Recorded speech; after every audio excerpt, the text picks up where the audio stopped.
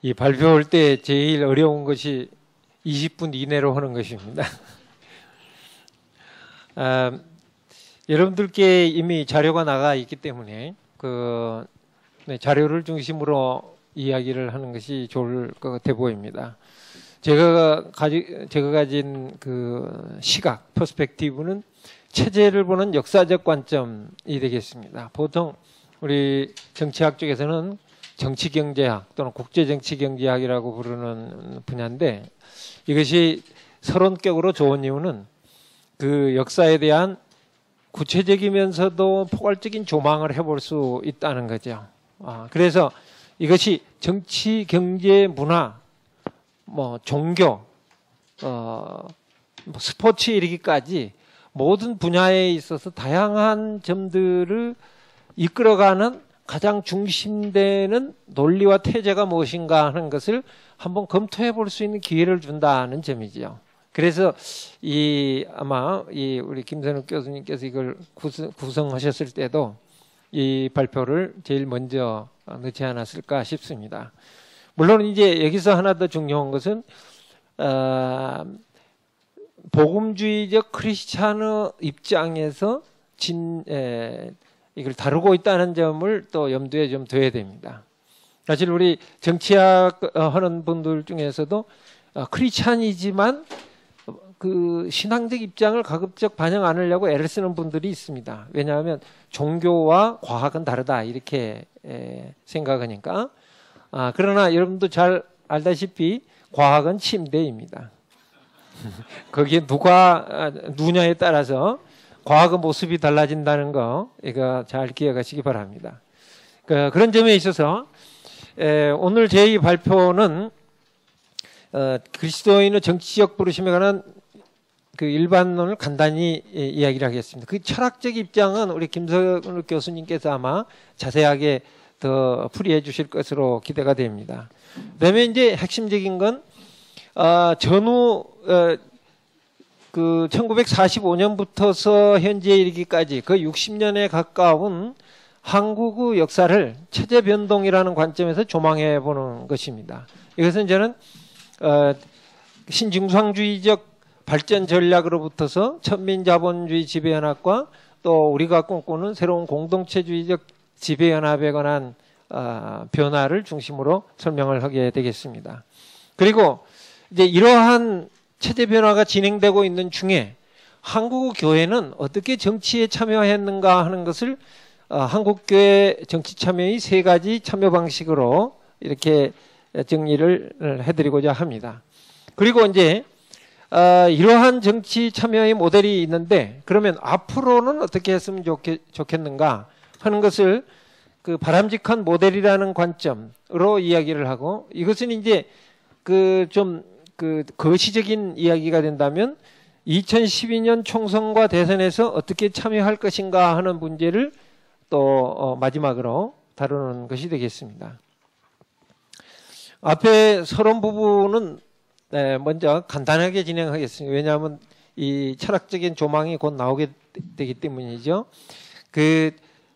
우리가 정치 문제를 특히 다루는 크리스찬의 시각을 가질 때는 저는 사회선교라는 표현이 적절하다 이렇게 봅니다. 우리 한국교회가 주로 국내 전도 또 해외 선교에 전념을 하고 있습니다. 당연히 전념해야죠. 아주 좋은데 문제는 이 사회선교의 관점을 놓침으로써 반쪽짜리 교인을 만들고 있다는 거죠. 이것이 지금 심각한 문제를 초래하고 있고, 도리어 국내 전도의 문을 막고 있고, 거기에 대한 깊은 그 유감과 깨달음 때문에 오늘 이렇게 많은 젊은이들, 많은 크리스찬 열혈 동지들께서 이 자리에 같이 있게 되는 것입니다. 이 문제는 또 우리가 그러면은 사회선교라는 관점을 볼 때 크리스찬의 아이덴티티는 어떻게 되느냐? 기독 시민인 크리스찬 시리즌이라는 아이덴티티를 가지고 있습니다.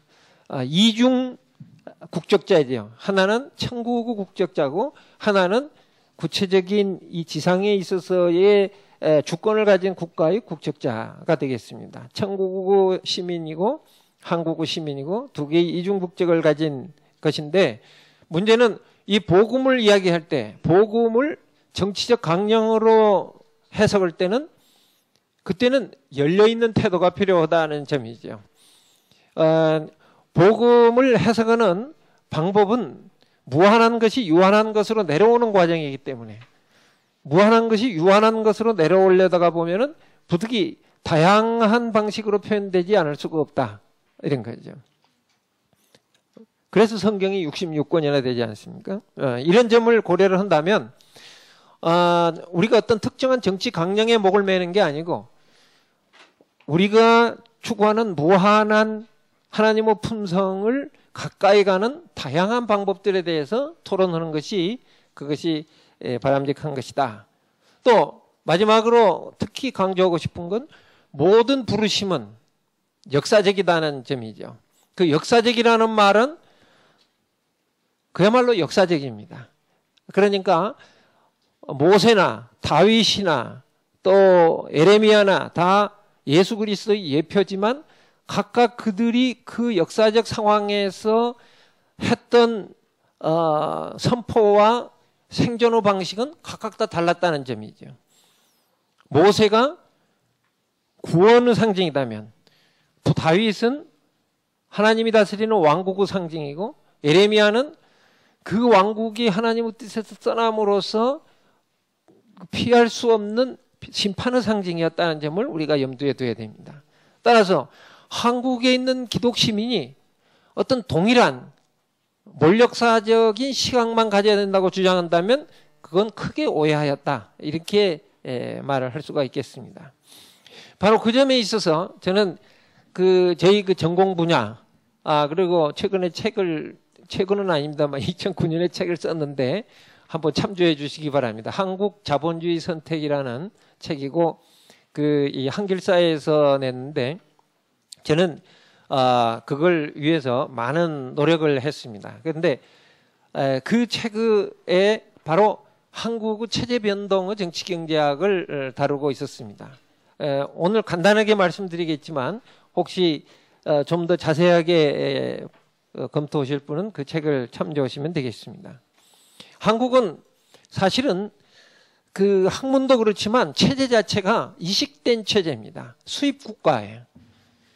한국이 1945년에 일본 제국주의로부터 해방이 됐을 때 무슨 체제를 고르느냐 하는 것은 우리 마음대로 하는 게 아니었다는 점이죠. 이미 역사적으로 결정이 돼 있는 거죠. 누가 이 체제를 이식시키는 주체였습니까? 미 군정이었죠. American Military Government, AMG라고 우리 학술적으로 주로 요약해서 표현하는데 미 군정이 바로 이 남한에 있어서 이 체제를 만드는 주체였습니다. 시간상 자세히는 말씀을 못 드리지만 당시에 있어서 한국민들이 가장 취하고 싶었던 체제에 대해서 미 군정에서 여론조사를 한 적이 있습니다.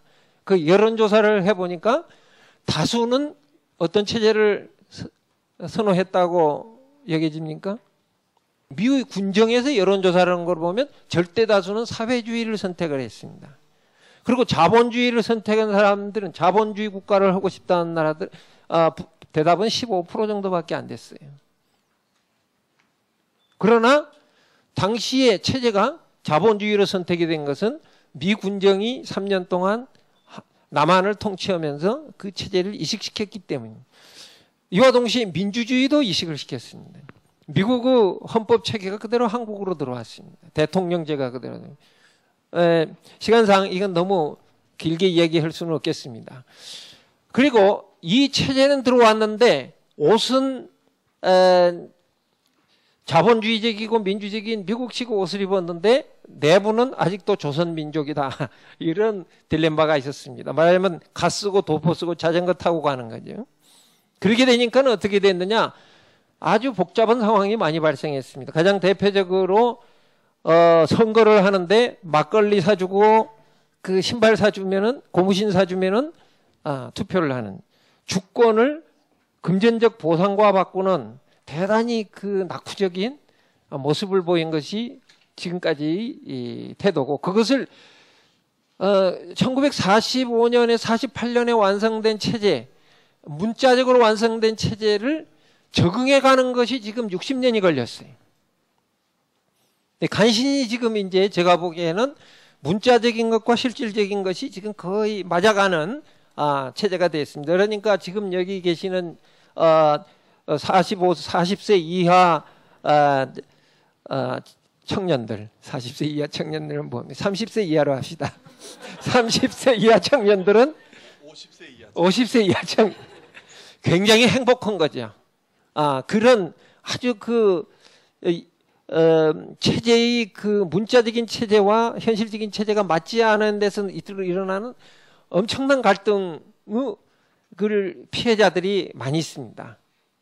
여기 피해자들이 여기 앉아 계시는 걸 제가 보는데 여하튼 너무 그런데 섭섭하게 생각할 건 없어요. 그건 너무 당연한 거예요. 그 60년의 훈련 기간이 필요했다는 것을 기억을 하시면 되겠습니다. 초기에 그 이승만 정부와 민주당 정부에 이르기까지는 체제랄 만한 것이 없었어요. 주로 대부분이 발전 전략 자체가 없었고 미국에서 갖다 주는 걸 먹고 사는 체제였습니다. 1961년부터서 박정희 씨 군사 쿠데타를 통해서 비로소 체제랄 만한 것이 생기기 시작했다. 그렇게 저는 이야기하고 있습니다. 이러면은 너무 박정희를 칭찬하는 게 아니에요? 이렇게 생각할지 모르지만 공과가 분명한 입장이에요. 제 책에서 강조한 것은 박정희 군사 독재 때문에 경제 성장을 한 게 아니라 박정희 군사 독재도 불구하고 경제 성장을 했다. 이렇게 표현을 했습니다. 그러나 박정희 씨가 독재 때문에 거의 망할 뻔했는데 전 세계에 보면 군사 독재에서 성공한 나라는 하나도 없습니다. 전부 망했어요. 한국이 거의 유일해. 그런데 왜 성공을 했느냐? 올바른 발전 전략을 선택했기 때문이다. 어떤 발전 전략을 선택했느냐? 체제의 핵심은 안전과 복지를 보장하는 것이다. 국가가 왜 있느냐? 먹고 살게 해주는 것이다. 국민을 먹고 살게 해주는 것이 바로 국가가 해야 될 일인데 대한민국이라는 존재는 당시로 봐서 먹고 살기가 난감한 나라였다. 아무런 천연자원이 없고 오로지 사람만 많다. 그러니까 이 사람만 많은 것을 활용해서 어떻게 하면 되느냐?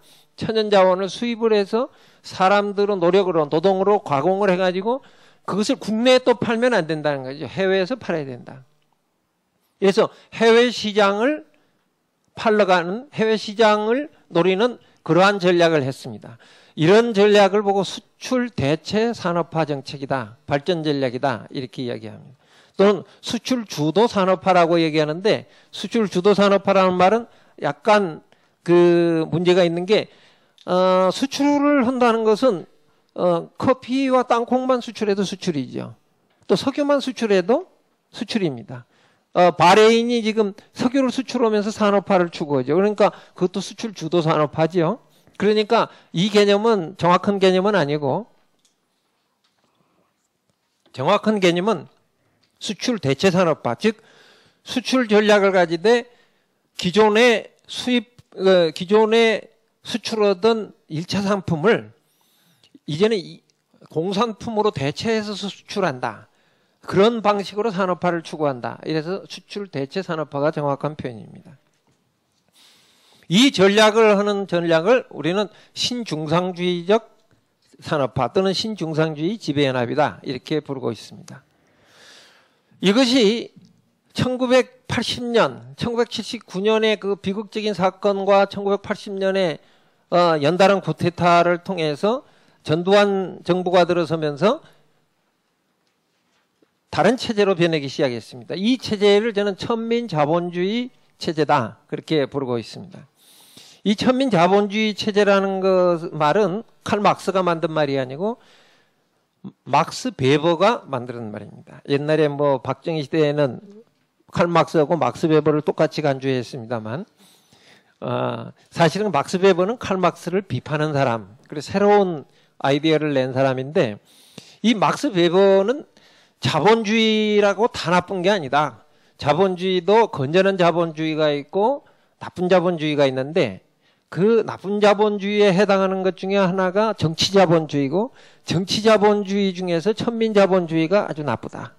천민 자본주의 특징은 뭐냐면 정치와 경제에 있어서 독점적인 권력을 추구하고, 이 독점적인 권력으로 독점적인 소득을 누리는 거죠. 우리 한국이 천민자본주의 체제가 들어섰는데, 이 천민자본주의는 바로 여러분들이 잘 아는 것처럼 군사 독재자들과 재벌, 그러니까 재벌 자체가 나쁜 건 아니다. 재벌을 키운 것은 여러 가지 국가 발전 방식에 있어서 내셔널 챔피언, 즉 말하면 국민 주력 기업 정책을 한 것이다, 이렇게 보시면 됩니다. 그러니까 재벌이 하도 욕을 먹게 되니까 재벌 그러면 그냥 지긋지긋하게 나쁜 생각부터 드는데, 그것은 지금까지 역사적 과정의 오류 때문에 그런 것이다, 이렇게 보시면 되겠어요. 그런데 이 독점적인 체제를 누리게 되니까 그 안에서부터 점차 체제를 붕괴시키는 여러 가지 내부적 모순과 외부적 모순이 발생하게 되는 것이다. 내부적 모순이 특히 재밌는데, 정치적으로 저한테만 재밌는지 모르겠지만, 국가가 수출 주도 산업화를 위해서 재벌을 키웠어요. 재벌의 힘이 점점 커져서 국가보다 더 커졌어요. 그러면 더 이상 재벌이 국가가 통제하는 것을 받아들이고 싶지 않아요. 그것이 내부적 모순이지. 그래서 점점 국가가 원하는 것은 듣지 않고 재벌이 스스로가 원하는 것을 오는데, 이미 자신들이 가진 독점적 권력을 100% 활용해서 추가적인 이익, 독점적 이익을 증대시키는 쪽으로 나가기 시작했다. 이것이 정치, 경제, 문화, 사회, 심지어는 종교에 이르기까지 깊숙이 파고든 것이 바로 90년과 2000년대, 특히 1990년대에 한국 사회를 휘몰았던 성공지일주의, 대형 성장주의, 뭐 이런 것들로 표현되는 것들이다, 이렇게 보시면 되겠습니다. 이제 이 모순이 극도에 따라서 더 이상 견디기는 힘든 상황이 되었습니다. 더 이상 견디기 힘드는 모순의 결과로 나타나는 것이 바로 청년들이 정치에 참여해야 되겠다는 각성을 주는 것이죠. 이 각성에 대해서 나중에 다른 기회가 있으면 말씀을 드리고자 합니다. 이런 상황이 이렇게 천민 자본주의 체제로 있을 때 한국 교회는 어떻게 정치에 참여했느냐? 세 가지 방식인데, 첫째는 선거 과정의 공명성을 지키는 공명선거 운동. 두 번째는 낙천 낙성 운동과 같은 좀 적극적인 정치 참여. 세 번째는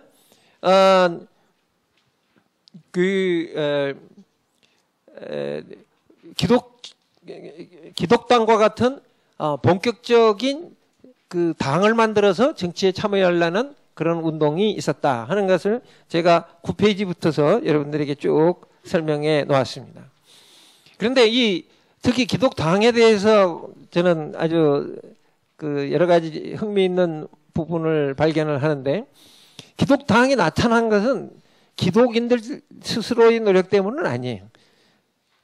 단지 그 기독당을 지금 구성하려고 노력했던 몇몇 기독교 지도자들이 가지고 있는 정치적 각성이에요. 그럼 무슨 각성이냐? 알고 보니까 내가 힘을 가졌네. 이 힘을 사용하면 되는데 이게 뭐고? 이렇게 생각하는 자세. 이 각성이 기독당이라는 그 에피소드를 만들어냈는데, 저는 여러 번 말씀을 드렸습니다만 이것은 아주 바람직하지 못한 모습이다. 즉 말하자면 지금까지 정교 분리로 이중적인 또는 이원론적인 신앙을 계속 강조를 하다가 갑자기 이론론적인 신앙으로 확 돌아가면서 설명도 않고 그냥 목사를 믿으라 하고 서울시청 앞에서 사람들 모아놓고 막 부르짖게 하는 장면은 어떤 장면이냐 그러면 준비운동도 않고 찬물에 뛰어드는 장면하고 똑같다. 그럼 최소한 감기 아니면 심장마비. 이러한 모습들을 지금 보여주고 있는데 너무 안타까운 모습이었다고 생각합니다. 그러면 어떤 것이 바람직한 정치 모델이냐? 여기에 대해서 이것도 역시 역사적 모델들을 여러분들에게 소개를 해드리는 것이 좋겠습니다. 이론적인 관점은 우리 김 교수님께서 이야기하시겠지만 역사적으로는 기독교인들이 정치에 참여한 모델들이 영미식과 대륙식으로 나뉩니다. 이 영미식은 주로 대통령제나 이제 또 뭐 이게 대통령제냐 의원내각제냐는 건 사실은 관련이 없겠습니다만 그 미국이 가장 두드러진 사례이기 때문에 대통령제의 모습을 많이 갖추고로 설명이 됩니다. 단지 이 영미식은 정당을 만들지 않고 기독 시민들을 육성해 가지고 정치에 참여하는 방식이고, 대륙식은 정당을 만들어서 참여하는 방식입니다. 그 대륙식에도 유럽식과 남미식이 있는데, 그 유럽식은 그 기독교 정당들이 대부분 좀 진보적인 색채를 갖춘 보수당인 것이고, 남미식은 주로 군사 독재와 연계된 정치 참여를 하는 것이 남미식입니다. 아마 바람직하기로는 영미식이 좋지 않을까. 영미식 중에서 특히 미국식은 우리처럼 대통령제이면서 기독 시민을 키우는 아주 복음주의적 개혁 진영이 탄탄하게 구성이 되어 있고, 이들이 주로 민주당 정부와 연계가 되어 있으면서 민주당 정부가 정권을 잡을 때마다 다양한 그러한 발전 전략을 기독교적인 발전 전략을 추구하는 모습을 가지고 있습니다. 이제 이런 점에서 2012년 총선과 대선은 어떻게 했으면 좋을 것인가는 큰 가닥은 아마 잡혔을 것으로 보입니다. 지금까지 있는 천민자본주의적인 체제가 보다 더 공동체주의적인 자본주의 체제로 넘어가기 위해서는 정치적인 개혁이 진행이 돼야 될 것이고, 그러면 보다 더 개혁적인 정당과 또 그 세력이 총선과 대선에서 승리하는 것이 우리 한국 사회를 위해서 바람직하고, 또 그것이 기독인들이 추구해야 될 바와 유사해진다는 점을 강조를 하고 싶습니다. 그리고 결론적으로 말씀을 드린다면, 이것은 이제 총선과 대선 국면에서 두드러진다 할지라도 근본적으로는 처음에 말씀드린 바처럼 기독 시민을 육성하는 것. 우리 자신들이 하나하나 천국의 시민일 뿐만 아니라 대한민국의 시민으로서 어떻게 하나님의 성품인 인애와 공평과 정직을 실천하도록 해야 될 것이냐는 것을 각자 긴밀한 정치의식을 가지고 정치 과정에 참여하도록 하는 노력을 기우는 것이 앞으로 우리 한국교회가 해야 될 가장 중요한 과업 중에 하나다. 이렇게 생각을 하면서 저희 발표를 마치고자 합니다. 감사합니다. 감사합니다.